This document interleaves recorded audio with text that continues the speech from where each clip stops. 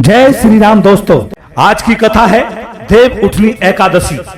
देव उठनी एकादशी पर सर्वार्थ सिद्धि योग का हो रहा है निर्माण, पूरी होगी मनचाही मुराद। देव उठनी एकादशी 2023 रवि योग का निर्माण हो रहा है। इस योग का निर्माण प्रातःकाल 6:50 से हो रहा है, जो संध्या काल 5:16 तक है। ज्योतिष रवि योग को बेहद शुभ मानते हैं। इस योग में जगत के पालनहार भगवान विष्णु की पूजा करने से मनोवांछित फल की प्राप्ति होती है। सनातन धर्म में एकादशी तिथि का विशेष महत्व है। यह दिन जगत के पालनहार भगवान विष्णु को समर्पित होता है। इस दिन विधि विधान से जगत के पालनहार की पूजा की जाती है, साथ ही उनके निमित्त व्रत भी रखा जाता है। इस वर्ष 23 नवंबर को देव उठनी एकादशी है। शास्त्रों में निहित है कि देव उठनी एकादशी पर भगवान विष्णु क्षीर सागर में नींद से जागृत होते हैं। अतः इस दिन से मांगलिक कार्य का भी शुभारंभ होता है। ज्योतिषियों की माने तो देव उठनी एकादशी पर एक साथ कई शुभ योग बन रहे हैं। इन योग में भगवान विष्णु की पूजा करने से सभी कामों में सिद्धि प्राप्त होती है। आइए शुभ मुहूर्त और योग को जानते हैं। शुभ मुहूर्त कार्तिक माह के शुक्ल पक्ष की एकादशी तिथि 22 नवंबर की देर रात 11:03 से शुरू होगी और 23 नवंबर को 9:01 पर समाप्त होगी। सनातन धर्म में उदा तिथि मान है, अतः 23 नवंबर को देव उठनी एकादशी का व्रत रखा जाएगा। रवि योग, देव उठनी एकादशी पर रवि योग का निर्माण हो रहा है। इस योग का निर्माण प्रातःकाल 6:50 से हो रहा है, जो संध्या काल 5:16 तक है। ज्योतिष रवि योग को बेहद शुभ मानते हैं। इस योग में जगत के पालनहार भगवान विष्णु की पूजा करने से मनोवांछित फल की प्राप्ति होती है। अब आइए समझते हैं सिद्धि योग। देव उठनी एकादशी पर सिद्धि योग का योग बन रहा है।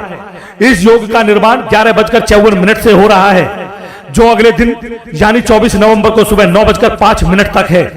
ज्योतिष सिद्धि योग को उत्तम मानते हैं। इस योग में शुभ कार्य करने से सफलता मिलने की संभावना बढ़ जाती है। वहीं सिद्धि योग में भगवान विष्णु की पूजा करने से अक्षय फल की प्राप्ति होती है। अब आइए समझते हैं सर्वार्थ सिद्धि योग। देव उठनी एकादशी पर सर्वार्थ सिद्धि योग का निर्माण हो रहा है। इस योग का निर्माण संध्या काल 5:16 से हो रहा है, जो अगले दिन यानी 24 नवंबर को सुबह 6:51 तक है। इस योग में भगवान विष्णु की पूजा करने से सभी कार्यों में सफलता मिलती है। अब आइए समझते हैं दो कथाओं के माध्यम से कि देव उठनी एकादशी की कथा को। एक राजा के राज्य में सभी लोग एकादशी का व्रत रखते थे। प्रजा तथा नौकर चाकरों से लेकर पशुओं तक को एकादशी के दिन अन्न नहीं दिया जाता था। एक दिन किसी दूसरे राज्य का एक व्यक्ति राजा के पास आकर बोला, महाराज कृपया करके मुझे नौकरी पर रख लें। तब राजा ने उसके सामने एक शर्त रखी कि ठीक है, रख लेते हैं, किंतु रोज तो तुम्हें खाने को सब कुछ मिलेगा, पर एकादशी को अन्न नहीं मिलेगा।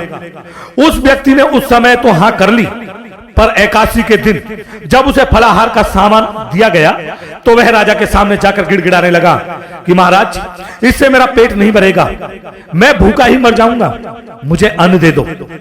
राजा ने उसे शर्त की बात याद दिलाई, पर वह अन्न छोड़ने को राजी नहीं हुआ। तब राजा ने उसे आटा दाल चावल आदि दिए। वह नित्य की तरह नदी पर पहुंचा और स्नान कर भोजन पकाने लगा। जब भोजन बन गया तो वह भगवान को बुलाने लगा, आओ भगवान भोजन तैयार है। उसके बुलाने पर पीतांबर धारण किए भगवान चतुर्भुज रूप में आ पहुंचे तथा प्रेम से उसके साथ भोजन करने लगे। भोजना आदि करके भगवान अंतर्ध्यान हो गए तथा वह अपने काम पर चला गया। 15 दिन बाद अगली एकादशी को वह राजा से कहने लगा कि महाराज मुझे दुगना सामान दीजिए। उस दिन तो मैं भूखा ही रह गया। राजा ने कारण पूछा तो उसने बताया कि हमारे साथ भगवान भी खाते हैं, इसलिए हम दोनों के लिए सामान पूरा नहीं होता। यह सुनकर राजा को बड़ा आश्चर्य हुआ। वह बोला, मैं नहीं मान सकता कि भगवान तुम्हारे साथ खाते हैं। मैं तो इतना व्रत रखता हूं, पूजा करता हूं, पर भगवान ने मुझे कभी दर्शन नहीं दिए। राजा की बात सुनकर वह बोला, महाराज यदि विश्वास न हो तो साथ चलकर देख लें। राजा एक पेड़ के पीछे छिपकर बैठ गया। उस व्यक्ति ने भोजन बनाया तथा भगवान को शाम तक पुकारता रहा, परंतु भगवान नहीं आए। अंत में उसने कहा कि हे भगवान, यदि आप नहीं आए तो मैं नदी में कूदकर प्राण त्याग दूंगा। लेकिन भगवान नहीं आए। तब वह प्राण त्यागने के उद्देश्य से नदी की तरफ बढ़ा। प्राण त्यागने का उसका दृढ़ इरादा जान शीघ्र ही भगवान ने प्रकट होकर उसे रोक लिया और साथ बैठकर भोजन करने लगे। खा पीकर वे उसे अपने विमान में बैठाकर अपने धाम ले गए। यह देखकर राजा ने सोचा कि व्रत उपवास से तब तक कोई फायदा नहीं होता जब तक कि मन शुद्ध ना हो। इससे राजा को ज्ञान मिला, वह भी मन से व्रत उपवास करने लगा और अंत में स्वर्ग को प्राप्त हुआ। तो आइए अब समझते हैं देव उठनी एकादशी की दूसरी कथा को। एक राजा था, उसके राज्य में प्रजा सुखी थी। एकादशी को कोई भी अन्न नहीं बेचता था, सभी फलाहार करते थे। एक बार भगवान ने राजा की परीक्षा लेनी चाहिए। भगवान ने एक सुंदरी का रूप धारण किया तथा सड़क पर बैठ गए। तभी राजा उधर से निकला और सुंदरी को देख चकित रह गया। उसने पूछा, हे सुंदरी, तुम कौन हो और इस तरह यहाँ क्यों बैठी हो?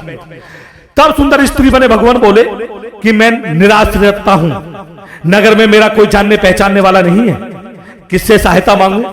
राजा उसके रूप पर मोहित हो गया था। वह बोला, तुम मेरे महल में चलकर मेरी रानी बनकर रहो। सुंदरी बोली कि मैं तुम्हारी बात मानूंगी, पर तुम्हें राज्य का अधिकार मुझे सौंपना होगा। राज्य पर मेरा पूर्ण अधिकार होगा। मैं जो भी बनाऊंगी तुम्हें खाना होगा। राजा उसके रूप पर मोहित था, अतः उसकी सभी शर्तें स्वीकार कर ली। अगले दिन एकादशी थी। रानी ने हुक्म दिया कि बाजारों में अन्य दिनों की तरह अन्न बेचा जाए। उसने घर में मांस मछली आदि पकवाए तथा परोसकर राजा से खाने के लिए कहा। यह देखकर राजा बोला, रानी, आज एकादशी है, मैं तो केवल फल आहार ही करूंगा। तब रानी ने शर्त की याद दिलाई और बोली, या तो खाना खाओ, नहीं तो मैं बड़े राजकुमार का सिर काट दूंगी।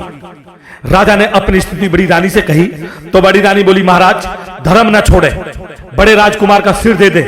पुत्र तो फिर मिल जाएगा पर धर्म नहीं मिलेगा। इस दौरान बड़ा राजकुमार खेल कर आ गया। मां की आंखों में आंसू देखकर वह रोने का कारण पूछने लगा तो मां ने उसे सारी वस्तु स्थिति बता दी। तब वह बोला कि मैं सिर देने के लिए तैयार हूं, पिताजी के धर्म की रक्षा होगी, जरूर होगी। राजा दुखी मन से राजकुमार का सिर देने को तैयार हुआ तो रानी के रूप से भगवान विष्णु ने प्रकट होकर असली बात बताई कि राजन, तुम इस कठिन परीक्षा में पास हुए। भगवान ने प्रसन्न मन से राजा से वर मांगने को कहा तो राजा बोला कि आपका दिया सब कुछ है, हमारा उद्धार करें। उसी समय वहां एक विमान उतरा। राजा ने अपना राज्य पुत्र को सौंप दिया और विमान में बैठकर परम धाम को चला गया। तो ये दो कथा है देव उठनी एकादशी की। दीपावली के बाद देव उठनी एकादशी का इंतजार सभी को रहता है, क्योंकि देवी देवताओं के जागरण के साथ ही सभी शुभ कार्य शुरू हो जाते हैं। हिंदू पंचांग के मुताबिक इस साल देव उठनी एकादशी 23 नवंबर को मनाई जाएगी। देव उठनी एकादशी दीपावली के 11 दिन के बाद मनाई जाती है। पौराणिक मान्यता के मुताबिक कार्तिक महीने में शुक्ल पक्ष की एकादशी तिथि देव उठनी एकादशी मनाई जाती है। यह माना जाता है कि चतुर्मास खत्म होने के बाद इस सृष्टि के संचालक भगवान विष्णु और समस्त देवी देवता जाग जाते हैं। इस 4 माह में सृष्टि का संचालन भगवान शिव करते हैं। यही कारण है कि देव उठनी एकादशी में भगवान विष्णु की पूजा की जाती है। देव उठनी एकादशी तिथि की शुरुआत 22 नवंबर रात 11:03 पर होगी और इसका समापन 23 नवंबर रात 9:01 पर होगा। ऐसे में उदा तिथि के कारण देव उठनी एकादशी व्रत 23 नवंबर 2023। यदि आप देव उठनी एकादशी पर व्रत रखते हैं तो पारण का समय 24 नवंबर को सुबह 6 बजे से सुबह 8:13 के बीच कर सकते हैं। देव उठनी एकादशी के दिन सुबह स्नान के बाद चौकी पर भगवान विष्णु की तस्वीर स्थापित करें। भगवान विष्णु को चंदन और हल्दी कुमकुम से तिलक लगाएं। दीपक जलाने के साथ प्रसाद में तुलसी की पत्ती जरूर डालें। इसके अलावा तुलसी पूजन के लिए तुलसी के पौधे के 4 गन्नों का तोरण बनाएं। रंगोली से अष्टदल कमल बनाएं और तुलसी के साथ आंवले का गमला लगाएं। तुलसी पूजा व आरती के बाद प्रसाद वितरण करें। तो प्रिय भक्तजनों, देव उठनी एकादशी के व्रत की महिमा, उसकी संपूर्ण कथा, पारण का समय, नियम और पूजा विधि मैंने समस्त बातों को आपके समक्ष प्रस्तुत किया और मैं ये आशा करता हूं कि ये रहस्य, ये सार अवश्य आपको समझ आया होगा और आप इसे आगे जरूर बढ़ाएंगे। इसी आशा के साथ मैं अपने शब्दों को पुनः विराम देने जा रहा हूं। जय श्री हरि विष्णु, जय श्री हरि विष्णु, जय श्री हरि विष्णु।